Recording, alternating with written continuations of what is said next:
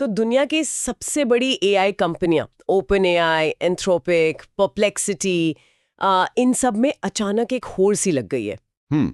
और ऐसा लग रहा है कि रेस की फिनिश लाइन भारत में है। सबके सब भारत की तरफ भाग रहे हैं। बिल्कुल। सवाल यह है कि क्यों? मतलब ऐसा क्या है यहाँ कि अचानक भारत एआई की दुनिया का सेंटर ऑफ ग्रेविटी बन गया है? हम्म। आज हमारे पास जो स्रोत हैं उनके आधार पर हम इसी दौड़ के पीछे के असली कहानी को समझने की कोशिश करेंगे। क्या ये सिर्फ पैसे की होड़ है या कुछ और भी चल रहा है? और ये सवाल मैं कहूँगा बहुत सही समय पर उठा है, अच्छा। क्योंकि ये सिर्फ एक बिजनेस ट्रेंड नहीं है, ये एक जियोपॉलिटिकल और टेक्नोलॉजिकल शिफ्ट का संकेत है। हमारे स्रोत बार बार एक लाइन दोहरा रहे हैं जो सुनने में तो बहुत आम लगती है, लेकिन इसके मायने बहुत गहरे हैं। कौन सी line? India is the next billion user market. अब कई लोग सुनकर कहेंगे हाँ, या तो हम सालों से सुन रहे हैं। हाँ, ये तो पुरानी बात है। 2025 को ये कंपनियां एक तरह से भारतवर्ष की तरह देख रही हैं। ठीक है, तो चलिए इसी बात की तह तक जाते हैं। The next billion user market, ये सुनने में तो एक मार्केटिंग स्लोगन जैसा लगता है। हमारे स्रोत इसके पीछे दो वजह बताते हैं: भारत का विशाल इंटरनेट यूजर बेस और देश की तेजी से बढ़ती डिजिटल इकोनॉमी। लेकिन ये तो किसी भी टेक कंपनी के लिए सच है, इसमें एआई के लिए क्या खास है? यहीं पे कहानी दिलचस्प होती है। बात सिर्फ यूजर्स की गिनती की नहीं है। तो फिर एआई के लिए यूजर्स का मतलब है डेटा, और भारत के पास सिर्फ डेटा नहीं है, बल्कि दुनिया का सबसे ज्यादा विविधतापूर्ण डेटा है। विविधतापूर्ण डेटा मतलब? सोचिए, यहाँ 22 आधिकारिक भाषाएं हैं, सैकड़ों बोलियां हैं, हर राज्य का अपना सांस्कृतिक संदर्भ है, अपनी आदतें हैं। जो एआई कंपनी इस भाषाई और सांस्कृतिक पहेली को सुलझा लेगी, वो सिर्फ भारत ही नहीं बल्कि दुनिया के कई और बहुभाषी बाजारों के लिए एक ऐसा मॉडल बना लेगी जिसे कोई और कॉपी नहीं कर सकता। अच्छा, मतलब भारत एक तरह से एआई मॉडल्स के लिए दुनिया का सबसे मुश्किल ट्रेनिंग ग्राउंड है। हाँ, अगर कोई एआई यहाँ कामयाब हो गया तो वो कहीं भी चल जाएगा। बिल्कुल। आप इसे एआई का अल्टीमेट स्ट्रेस टेस्ट कह सकते हैं। और दूसरा पॉइंट, तेजी से बढ़ती डिजिटल इकोनॉमी। हाँ, इसका सबसे बड़ा उदाहरण है यूपीआई। सही है। यूपीआई ने दुनिया को दिखाया कि भारत में सिर्फ लोग इंटरनेट इस्तेमाल ही नहीं करते हैं, बल्कि वे बड़े पैमाने पर डिजिटल तरीके से लेन देन करने के लिए तैयार हैं। ये इन एआई कंपनियों को एक सिग्नल देता है कि यहाँ सिर्फ मुफ्त के यूजर्स नहीं हैं, बल्कि एक बहुत बड़ा पेइंग मार्केट भी तैयार हो रहा है, जो एआई सर्विसेज के लिए पैसे देने को तैयार होगा। एग्जैक्टली। ठीक है, तो ये तो समझ आ गया कि सब खींचे चले आ रहे हैं, पर जमीन पर हो क्या रहा है? क्या ये सिर्फ बड़ी बड़ी बातें हैं या ये कंपनियां सच में कुछ ठोस कदम उठा रही हैं? स्रोत बताते हैं कि ओपन एआई और एंथ्रोपिक यहाँ अपने ऑपरेशंस बढ़ा रहे हैं और परप्लेक्सिटी भारत स्पेसिफिक फीचर्स ला रहा है। और इन कदमों को हल्के में नहीं लेना चाहिए। ऑपरेशंस बढ़ाने का मतलब सिर्फ एक शानदार ऑफिस खोलना नहीं है। तो फिर क्या है? इसका असली मतलब है लोकल टैलेंट को हायर करना, ऐसे इंजीनियर्स और प्रोडक्ट मैनेजर्स को लाना जो भारतीय मानसिकता को, यहाँ के जुगाड़ को और यहाँ की ज़रूरतों को समझते हैं। अच्छा। वे लोकल स्टार्टअप्स और यूनिवर्सिटीज़ के साथ पार्टनरशिप कर रहे हैं ताकि वो भारतीय इकोसिस्टम का हिस्सा बन सकें, ना कि बाहर से आए किसी एलियन की तरह दिखें। और ये भारत स्पेसिफिक फीचर्स वाली बात, क्या इसका मतलब सिर्फ हिंदी या दूसरी भारतीय भाषाओं में बेहतर सपोर्ट देना है? वो तो है ही, पर बात उससे भी गहरी है। बात है सांस्कृतिक संदर्भ को समझने की। मैंने पिछले हफ्ते ही एक बड़े एआई मॉडल से पूछा कि दाल बाटी चूरमा कैसे बनाते हैं, और उसने मुझे दाल मखनी की रेसिपी दे दी। अरे हाँ, हम अभी यहीं पर हैं।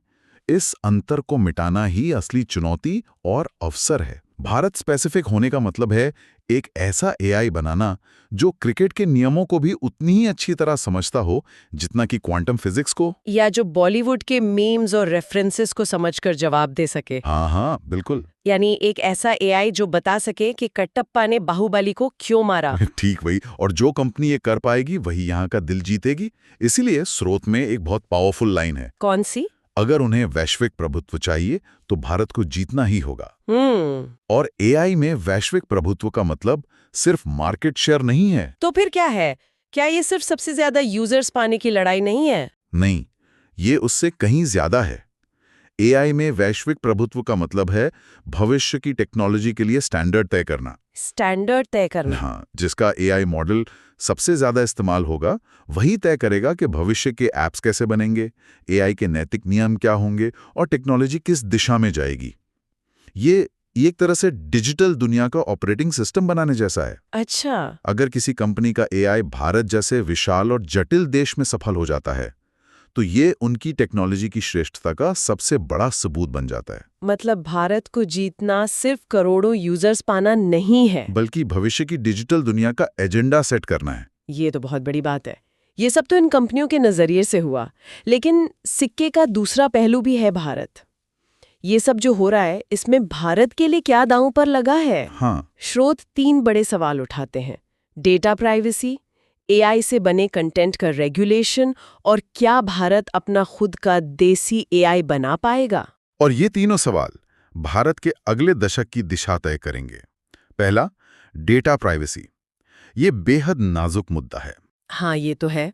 जब विदेशी कंपनियां अरबों भारतीयों के डेटा पर अपने मॉडल ट्रेन कर रही हैं, तो सवाल उठता है कि इस डेटा का मालिक कौन है, इसका कंट्रोल किसके पास है, क्या इसका इस्तेमाल ऐसे तरीकों से हो सकता है जो भारत के हित में ना हो। तो इसका समाधान क्या है? भारत को एक बहुत मजबूत डेटा प्रोटेक्शन कानून की जरूरत है, जो सिर्फ कागज पर ना हो, बल्कि जिसे सख्ती से लागू भी किया जा सके। ये सुनने में तो अच्छा लगता है, लेकिन क्या हम इस बात को नज़रअंदाज कर रहे हैं कि भारत में लोगों का डेटा को लेकर नज़रिया थोड़ा अलग है?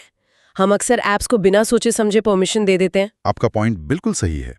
इसीलिए सिर्फ कानून बनाना काफी नहीं होगा, डिजिटल लिटरेसी और जागरूकता भी उतनी ही जरूरी है। सही बात है। अब आते हैं दूसरे सवाल पर, एआई जनरेटेड कंटेंट का रेगुलेशन। ये एक टाइम बॉम्ब की तरह है। Time bomb? एआई कुछ ही सेकंड में ऐसी तस्वीरें, वीडियो और खबरें बना सकता है जो बिल्कुल असली लगें। भारत जैसे देश में, जहां गलत सूचना या फेक न्यूज़ पहले से ही एक बड़ी सामाजिक और राजनीतिक समस्या है, ये आग में घी का काम कर सकता है, खासकर चुनावों के दौरान या किसी सामाजिक तनाव के समय। बिल्कुल। तो सवाल यह है कि इसे रेगुलेट कैसे किया जाए। क्या एआई से बने हर कंटेंट पर मेड विद एआई का लेबल लगाना अनिवार्य होगा? अगर कोई एआई नफरत फैलाने वाला या गलत कंटेंट बनाता है, तो जिम्मेदार कौन होगा, यूजर या जिस कंपनी ने वो एआई बनाया है? इन सवालों के जवाब हमें बहुत जल्दी ढूंढने होंगे। और फिर आता है तीसरा और शायद सबसे बड़ा सवाल: क्या भारत अपना खुद का देसी एआई इकोसिस्टम बना पाएगा? क्या हम सिर्फ इन विदेशी कंपनियों के यूजर बनकर रह जाएंगे, या हम भी इस रेस में खिलाड़ी बन सकते हैं? यही तो मिलियन डॉलर क्वेश्चन है। एक देसी एआई इकोसिस्टम के फायदे जाहिर हैं। आत्मनिर्भरता, हम अपनी समस्याओं के लिए, जैसे खेती में मौसम का अनुमान या ग्रामीण इलाकों में स्वास्थ्य सेवा या शिक्षा में भाषा की बाधा, हाँ, इनके लिए ऐसे एआई समाधान बना सकते हैं जो भारतीय संदर्भ में ज्यादा कारगर हों। इससे देश का पैसा देश में रहेगा, नौकरियां पैदा होंगी। लेकिन इसकी चुनौतियां वो हिमालय जैसी हैं। जैसे कि?